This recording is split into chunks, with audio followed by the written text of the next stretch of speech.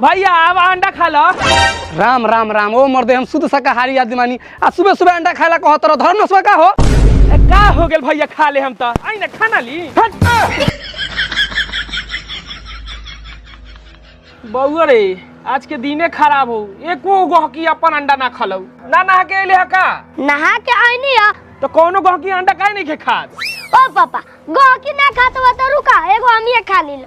ए सुन ना बगो अंडावा के जगह पर दुनु हमन अड़वा खा ले चुपचाप साले ध दना तो चप्पल से मार के गाल लाल कर देम आ गहकी पर ध्यान दे।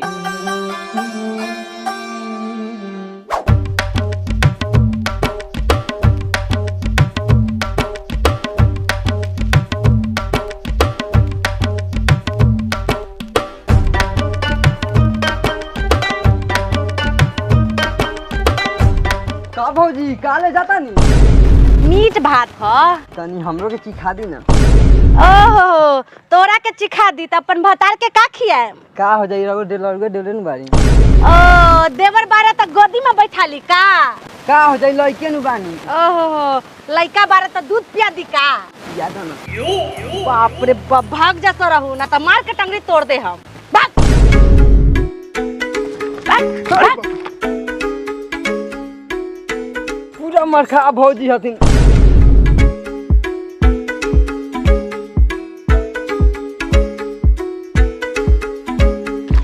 सिखाओ ना भौजी इसो तो पीछे पड़ गेल हो तोनी से ऐसे मानबा कि ना मानबा भौजी पूरा तोप ताप के जाता रू एने ले के घोप घाप दी तो ओ फ्री के माल है कैसी घोप घाप दे बहू फ्री के ना आई तो पैसा दे के होता ही ना। ओरे बाप रे बाप बड़ी गंदा बात बोल ले भाग दोगला भाग जो यहाँ से ना तो टंगड़ी हाथ तोड़ दे भाग यहाँ से जा हट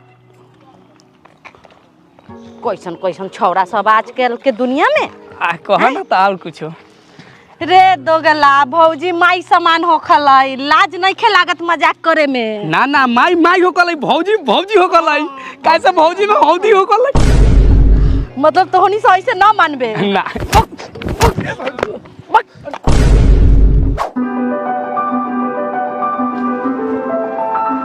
ए साला सा तो निकाले आइले हरे अंडा ना खा के उता अंडा खाए के बा भैया। हां खाए के बा हमनी के लेकिन गैस तो खत्म हो गेल बा। हां त का हो गेल हमनी काचे खा जेबी एक घंटा के 10 रुपए लगता 10 रुपए का हम 100 रुपए दे हम तू दिवावा तो सही।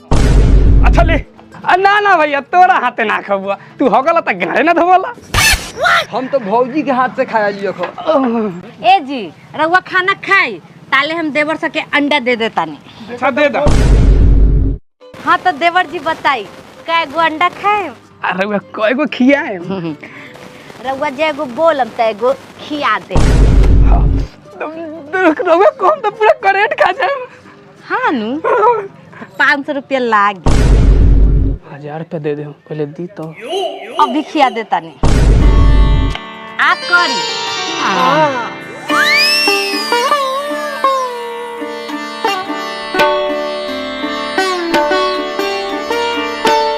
ए भौजी हमरा के कब खिएबू अब भी खियावतानी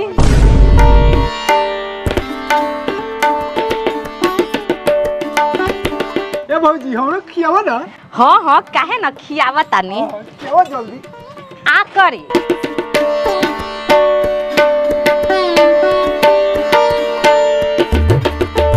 भौजी हो तोरा हाथ के तक कांचो अंडा खा के बुझाता कि एकदम ऑमलेट पाकल खाता नहीं हो। औरो खाए के बका हां और खियावा और अंडा नहीं के रखला जल्दी ना अब तो अंडा खत्म 1 मिनट ए जी औरो अंडा रख ले बानी का आए अंडा सब खत्म हो गेल का हाँ खत्म हो गए और अंडा नहीं खे जाके लियावे के होई। अच्छा ठीक बा सुनी ना देवर जी बिहान आके खा ले हम आज खत्म हो गए ठीक बा एको होखे तो अभी खिया दा। अब एको गो नहीं खे कितना पैसा खेलो 600 हैला होइलो भौजी ठीक बा कल आएम तू उधर डेली डाली जा। हाँ ठीक बा जाए जाए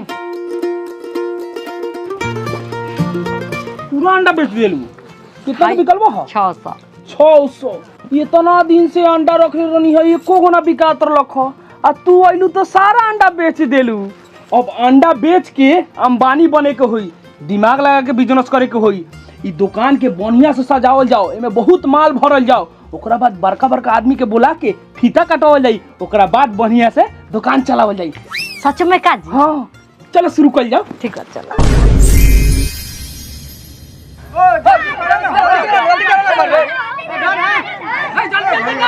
शांति रह भैया, शांति रह। अभी फीता कटाए वाला भाई, दुकान के उद्घाटन हो जाई, फीता कटा जाई, ओकरा बाद तोहनी में सामान दियाई। ए रुकी, दुकान थोड़ी भागल जाता, फोन करके पूछी ना कहाँ तक पहुँचला। अभी पूछा तनी। हेलो अखी जी, कितना देर में रउआ लोग नहीं आवता नी? बस 5 मिनट। हाँ जल्दी आई, यहाँ के लोग सब बड़ा जाम लगैले बा, भीड़ लगैले बा रउआ लोग के देखेला, जल्दी आई। ओ कौन अखी जी आवत है हो कि इतना भीड़ लागल है? बाकबुर, हम अखी जी के देखे थोड़े आयल बारी, हम तो भौजी के देखे आयल बारी। भौजी के अंडा जे खाए के बाटे। साला बड़ी छिना रहो, बड़ी दोगला बाटे। अखी भाई दे भैया के ले।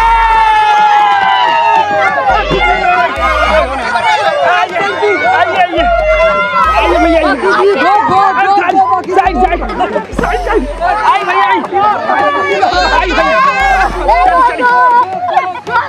चलिए बड़ा लेट हो गया, दुकान के पहले उद्घाटन हो जाओ। हे मर्दे, हाँ ये दुकान का उद्घाटन करला हमनी के बोला का हो? हाँ यह अंडा के दुकान के उद्घाटन करे के बा। है ना, सुना ना, उतना भी हमनी के दिन खराब नहीं खे हो गेल कि अंडा चाय के दुकान के उद्घाटन करी। छोटका स्टार बुझाता रहा का मर्दे? हमनी के शोरूम मॉल बड़का बड़का दुकान के हमनी उद्घाटन करे जाइले सो। सुना ना भैया, जितना बड़का तोनी स्टार बारा नु, चाय अंडे के दुकान के उद्घाटन कर सकता रह। फैक्ट्री या शोरूम के उद्घाटन करेला पवन खेसारी हीरो होई, तोहनी ना बारा लाइक।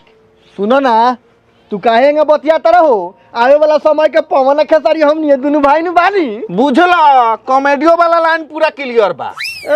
पूरा लाइन क्लियर बा। उ लोग राजनीति में चल गए, फिल्म में केहू नहीं खे, अभी यूट्यूब के बाद फिल्म आएगा। अच्छा ठीक बा, चल फीता काट। रुका पहले, पार्टनर कितना में बात भेल बा? अरे पैसा के तो बात नहीं खे भेल, कहला कह कि अंडा के ऑमलेट एगो हाफ दे दे।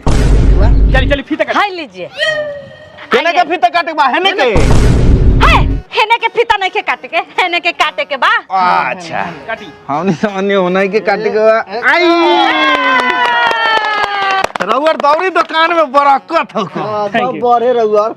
भैया जी, रउआ लोगनी बहुत बड़का स्टार बानी, लगले कहू को ऑमलेट सब कोई के बना के खिया देती नु तो हमर नाम फैल जाई। ए हमर लारवा फैल जाए, तू अंडा बनावे हमनी आइल बानी का? है मर्दे, कैसन बात तू करत रह? हमनी इतना फेमस यूट्यूबर बानी, ऑमलेट बनाए कोनो मेरा वीडियो बना के वायरल कर देगा, शिकायत हो गई ना उसमें जी। व्यवस्था तो हमनी के जाई।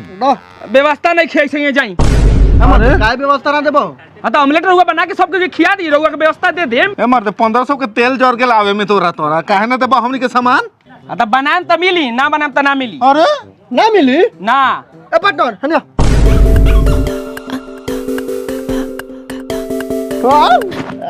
ठीक बा, कोनो बात नहीं है, उ सब कोनो बारका बात थोड़े बा, हमनी चलत नहीं का पार्टनर? हां, 1 2 3